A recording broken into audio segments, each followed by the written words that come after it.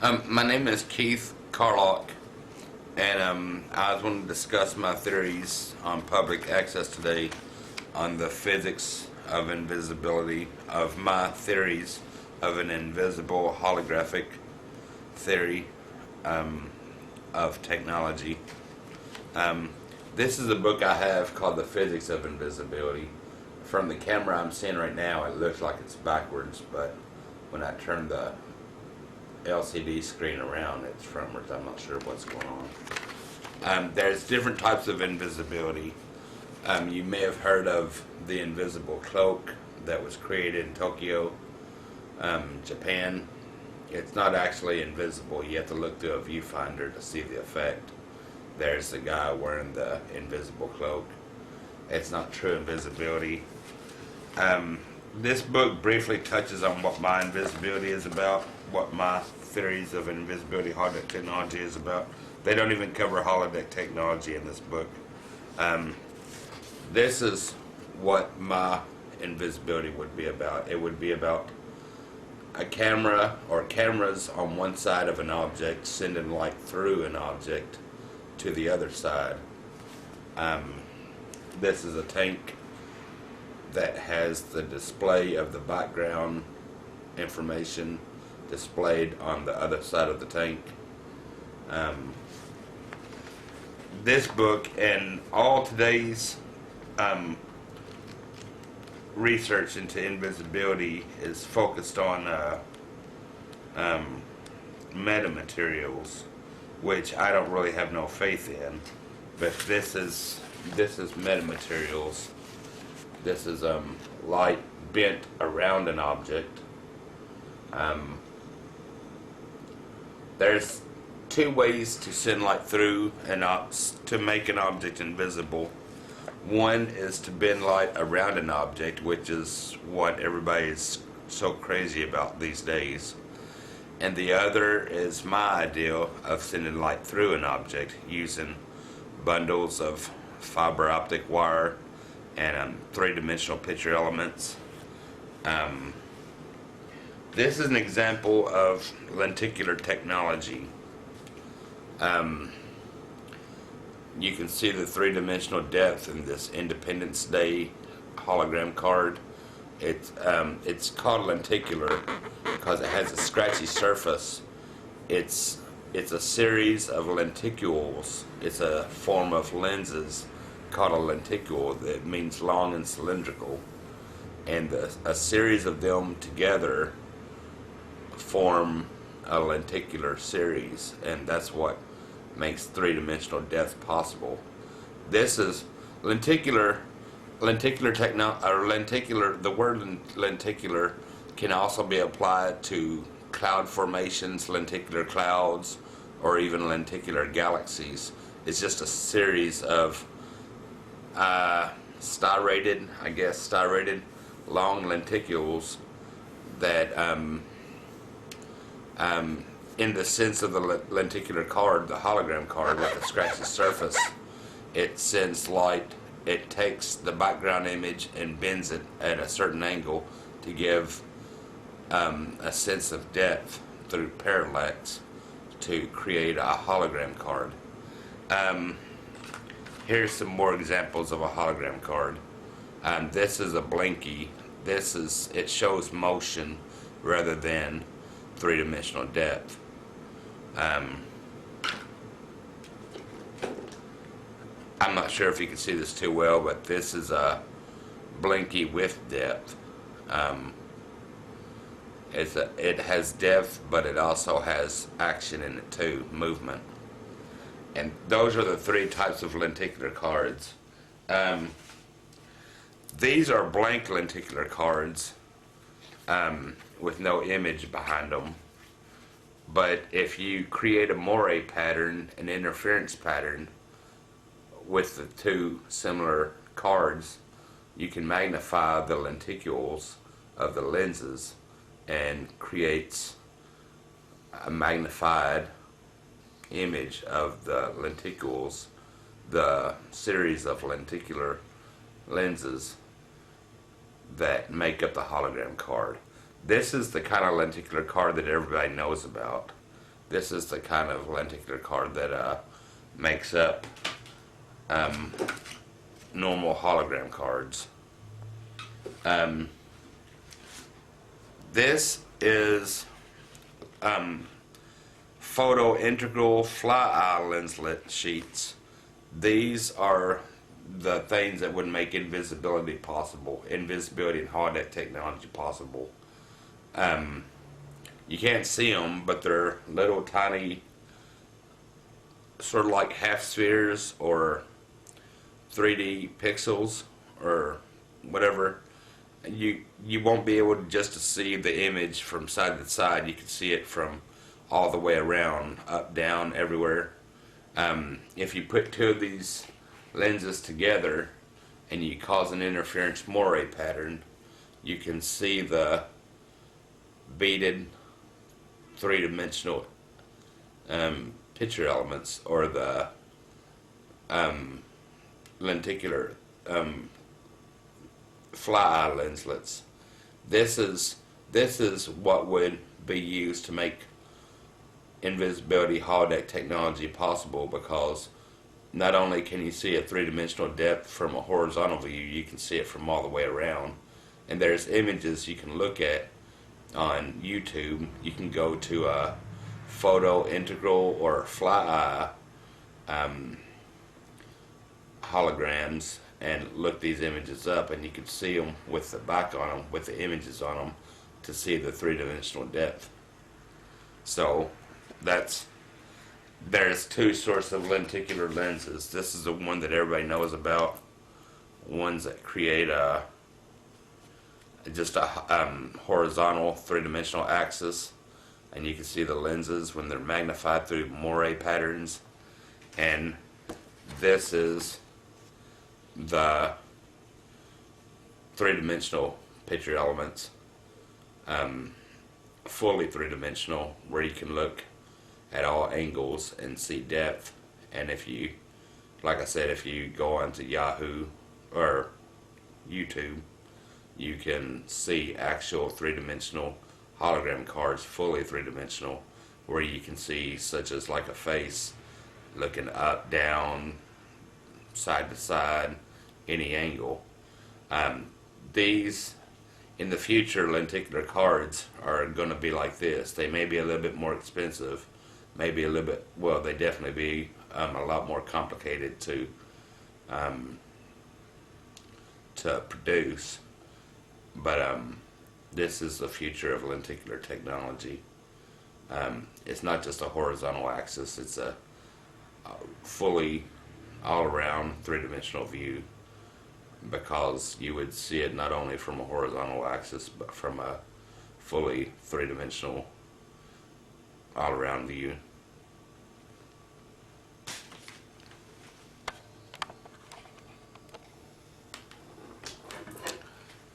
This is what I tried to do about a decade ago.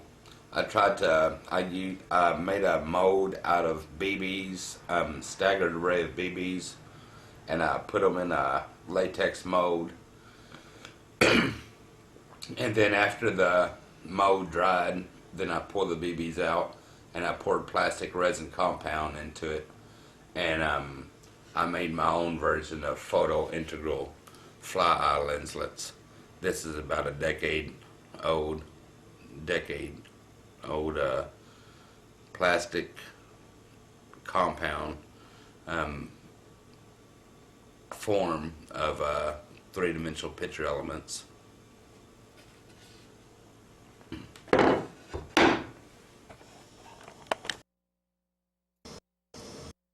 This is my dream board, I guess. I mean, if you're going to have a dream, you might as well have a dream board. This is a lot of stuff pertaining to my invisibility holodeck theories. This right here is a reproduction of a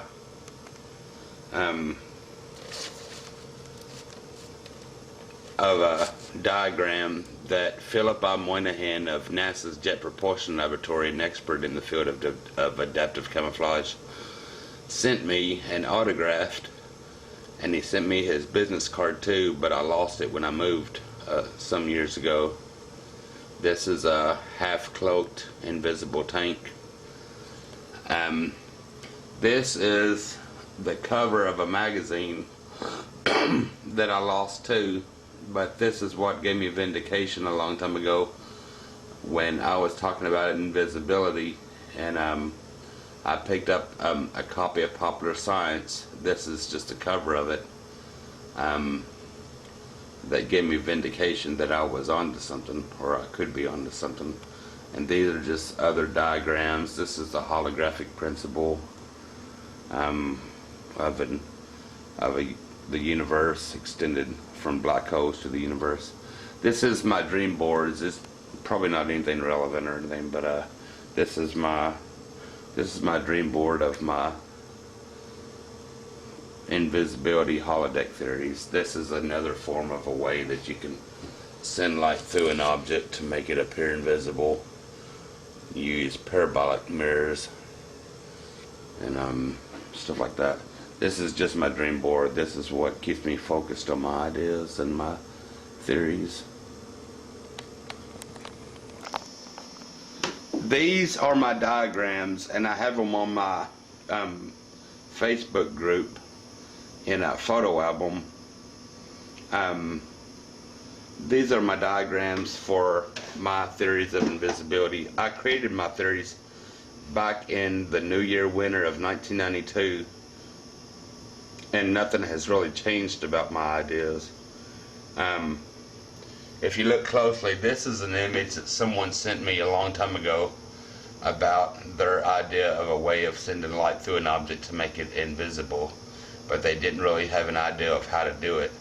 The old idea used to be of sending light through an object by connecting each three-dimensional picture element together to every single one, which would be an almost impossible task. And this is my solution with something I call the light interface. All the light interface is a concentrated form of the object to be made invisible. This is just a cross-section of the craft that the person's in, and I've only drawn the fiber optic bundles connecting the three-dimensional picture elements on the outside of the object to their corresponding picture elements, sending picture elements on the interior of the light interface, and light is sent through just like the top diagram, but in a more concentrated form, and sending light back out the path that it would have went through had the object not been there. The philosophy behind the interface is that it takes the same shape as the object that you want to make invisible, but in a more concentrated form, and you're still sending light through the object at the space that the object is taken up, but in a more concentrated form.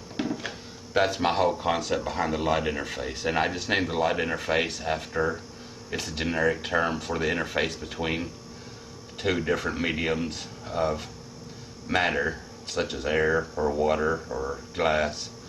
I called it simply my light interface concept, and it just takes the same shape as the object that you want to make invisible, but in a more concentrated form. This is just a three-dimensional view of the interface inside a proposed craft. The craft shouldn't be complicated. Somebody asked me if I could make a truck invisible, and I told them that it has a complicated surface, you know, and an undercarriage and wheel wells and stuff like that. But a true invisible object should be have as least complicated surface as possible to keep from interference and stuff like that. This is an interface with inside of a craft of some sort. My interface idea also makes movement possible, because this is a puppet interface inside of a battle suit, a proposed battle suit. And if you had pulleys to the arms and legs, the appendages of the suit, you could make an object move and still be invisible. If you didn't have the interface concept, my concept of the light interface, you would have to change the wiring of the 3D picture elements every time the object moved, even by a small amount, because light would be restricted to move through only those fiber optic bundles. But with my interface concept, you can have a puppet interface inside a battle suit, and it would move in the same time that the battle suit would move, and it would maintain the correct paths of light of going into and out of the object. This is my idea I was talking about, the way people thought of fiber optic bundles, of connecting one 3D picture element to every other 3D picture element. And this is just one node in a web of connected 3D picture elements. Light would go through one side and go through one fiber optic wire and go through its corresponding picture element at the other angle. But this is almost impossible to even think of doing. My concept is, again, a shape within a shape. This is a cross section of a cube or a square or whatever, and light would go in one angle, go through a fiber optic bundle instead of a fiber optic wire to its corresponding position on the interface, the light interface, and light would be sent through at the same angle and come back out the same direction. And this is sort of a misleading picture because it shows light going to every other 3D picture element. That's what would happen if you had light coming through at all angles through that one specific picture element. It would create the same web of light that was in the previous diagram, the same web of light of wires, but in the form of light of the previous diagram, and it would send light through the object. This is an idea, perfect invisibility, perfect holodeck or whatever, holography. Light would travel through a sphere at regular intervals and send light through as if the object wasn't there in the first place. But light travels through at regular intervals, so a sphere on a three-dimensional scenario is the highest form of 3D resolution, 3D invisibility holodeck resolution. Any other object would have less resolution because light wouldn't travel through the object at regular intervals. This is my idea of using the interface, and a sphere is a good idea, is a good way to visualize a holodeck. If a person stepped inside the interface of a sphere or a invisible sphere, or any object for that matter, they would see the outside environment coming through as if the object wasn't there. As if they were outside in the environment. You could record the outside environment and play it back and step inside the interface, and you would see the outside environment painted all over the interior walls of the interface, three-dimensionally in all directions, producing a holodeck of the outside environment. This is my idea of wrapping invisibility around a holodeck to create an artificial parallel reality. One interface sends light through the invisible sphere, while the other interface is converted into a holodeck where a computer or a previously recorded environment is reproduced within the interface. The interface not only makes invisibility possible, it makes holodeck technology possible. You turn invisibility inside out or outside in, you have a holodeck. You turn a holodeck inside out, you have invisibility. That's what these three images are all about. Invisibility and holodeck technology. If you turn invisibility and holodeck technology inside out or outside in, you have the other. This is something I'm not going to really get into, but this is a more theoretical idea of how to send light. What would happen if two hypothetically perfectly invisible orbs touched each other if they were invisible to both light and matter, light and energy, or matter and energy. It's just I'll skip that. But this has something to say in case in the future, if we ever did come up with a way to send light and matter three-dimensionally through an object. This is my proposed idea for a three-dimensional picture element to go around the surface of an invisible object. This is just a proposed idea, but the only thing that I can see in the way of my work, my theories, is to have a three-dimensional picture element connected from the outside surface of an invisible object to the interior surface of the light interface, and have light go through at one angle and come back out at the same angle, or at the opposite angle that it came in at. This is just a proposed idea.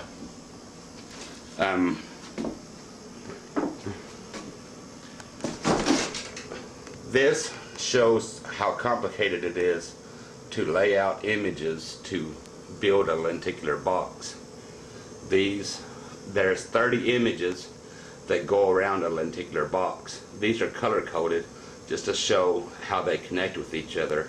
At one side, the angles connect, and an edge on view would give you a larger picture at that angle. This just shows how complicated it is to build a lenticular box. I spent the whole month of November 2008 from sunrise to sunset building my lenticular box, which I'll get to in the next segment.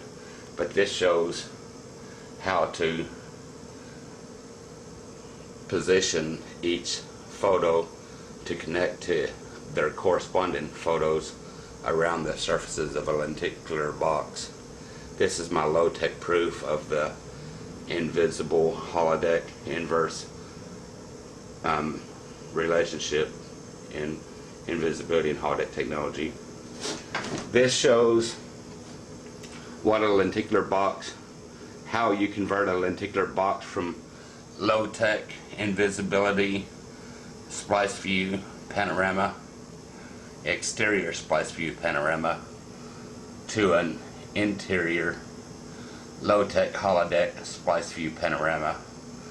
You move the panels to their opposite sides without turning them around, and at every corner of the box you switch the louver, the adjacent louvers of the lenticular box with their corresponding colors at each angle of the box, and that would produce the holodeck in the same, using the same images that made it invisible, low-tech invisible and low-tech holodeck.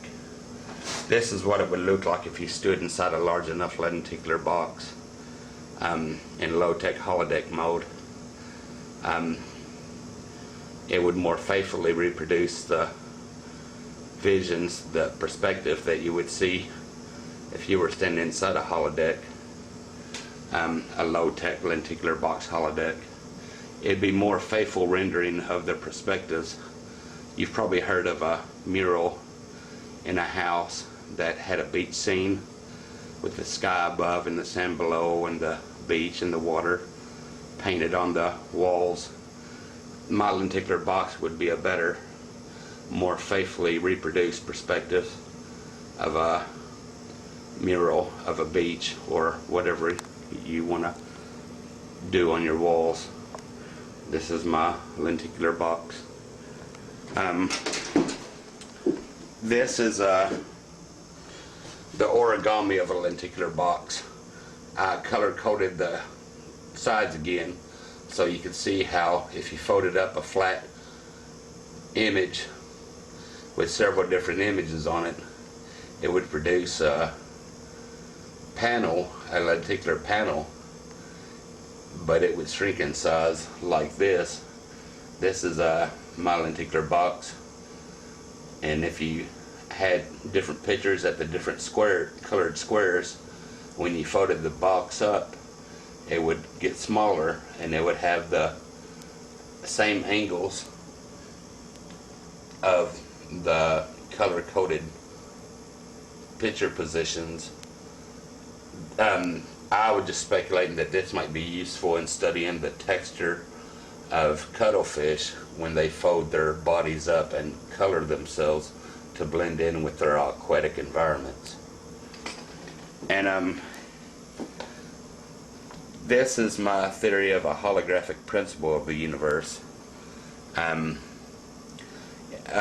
invisible holographic principle of the universe. Leonard Susskind of Stanford University developed the holographic principle of the universe in an argument with Stephen Hawking about the information paradox of black holes. And what it says is that we live in a three-dimensional world projected from the two-dimensional boundary of the universe. And from my discoveries, I found out that invisibility and holographic technology, holodeck technology, are inversely related. You turn one inside out or outside in, you have the other. So I imagine a invisible holographic principle, an amended invisible holographic principle of the universe, where invisible things like dark matter, time, imaginary numbers, virtual particles are also accounted for in an amended invisible holographic principle of the universe. Like saying the visual horizon of our reality, our substrate of reality, is like the Big Bang, or the singularity of the beginning of our universe. I'm saying that the universe always existed, but it was invisible. It was an invisible universe before it crossed the boundary of our visual horizon of our substrate reality and became a visible universe, became a holographic universe. Well, okay, that's this segment. I'm finished. This is my lenticular box. This is I don't know if you can see it too well. This is the image of Old Smothers Park in Owensboro, looking towards the bridge past the Charles Shelton Memorial. This box took me the whole month of November 2008 to make, from sunrise to sunset. Some images you can't see. It would look a lot more impressive if the images had more resolution. I could only fit my pinky into the cubical cells of the box. But these are wraparound images. This only shows one axis of view. This shows looking towards at an angle towards the River Park Center. And there's my mom's car waiting for me in front of the law offices. And that's the building, the home, the community home building or whatever, house, office, right across from the River Park Center. I wish these images could be seen better. These are images looking towards the American Legion from the gazebo, from an angle from the gazebo. And this is looking out at an angle from the gazebo at the River Park Center. And there's also different angles of view from looking bottom up at one axis and looking bottom up or top down from the other axis. This is my lenticular box. It would look more impressive if the angles, if the resolution was tinier. And this is the predecessor technology to modern day lenticular technology, hologram cards and stuff. But it took a lot of work to build this thing, and this shows the images of the lenticular box. You could build one yourself, because I'd never build another one. I don't care how much anybody paid me, but this is these are the images of the downtown Smothers Park, the old Smothers Park before they made the new one. And it's like I said, it would look more impressive if the resolution was smaller. I could only fit my pinky in to have this much resolution. That's looking out at the river from at an angle towards the old gazebo.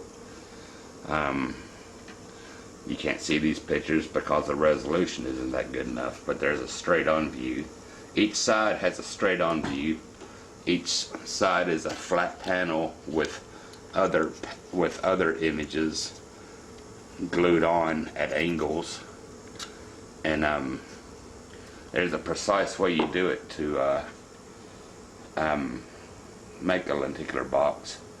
But this is a low-tech lenticular technology that is my low-tech proof of the inverse relationship between invisibility and holodeck technology that can be applied to a high-tech application of invisibility and holodeck technology. If this box was large enough, and if you turned it outside in using the diagrams in my previous segment or part show, then you can create a life-size lenticular holodeck, low-tech holodeck, using the same images that you use to make it appear like a low-tech invisible lenticular box. This is the view again, looking out towards the river, towards the bridge, past the Charles E. Shelton Memorial of the old Smothers Park. And well, I guess this is the end of my show. I guess I talked about everything that I wanted to talk about. And my show, or my group on Facebook, is called Invisibility (parentheses Adaptive Camouflage) and Holodeck (parentheses Virtual Immersion Theory). I have 2 different groups up. You might want to check 1 or 2 of them out. I rant and rave sometimes on my group, and I post stupid stuff, but I try to be as professional as I can. But professionalism doesn't suit me very well. But I try to be professional in my groups. So if you're interested in knowing more about my work and seeing an example of other people's work in invisibility and to some extent holodeck technology, then feel free to look up my Facebook group, Invisibility. It's titled Invisibility (parentheses Adaptive Camouflage) and Holodeck (parentheses Virtual Immersion Theory). And I guess this is the end of my show. I hope that you people are interested in my work. Well, thanks a lot. Bye-bye. Besides my fly eye lenslets that I made about a decade ago, these are some of my objects I use to study my theories about invisibility and holodeck technology. This is a sphere that you can get at Hobby Lobby. It's a table ornament, and this is a sphere with dimples in it, a glass sphere that you can imagine what light might look like going through the object, making it invisible or making a holodeck within the interior. These are pretty neat little things. These are my items I use to study invisibility and holodeck technology. That's my fly lenslets that I made. This is these 2 ornaments, table ornaments that I bought from Hobby Lobby, and these are my main ideas and our main pieces I use to study my theories. And also I have a prism to study light going through it. But these are my main objects I use to study my work. Well, this is the end of my show. Thanks a lot.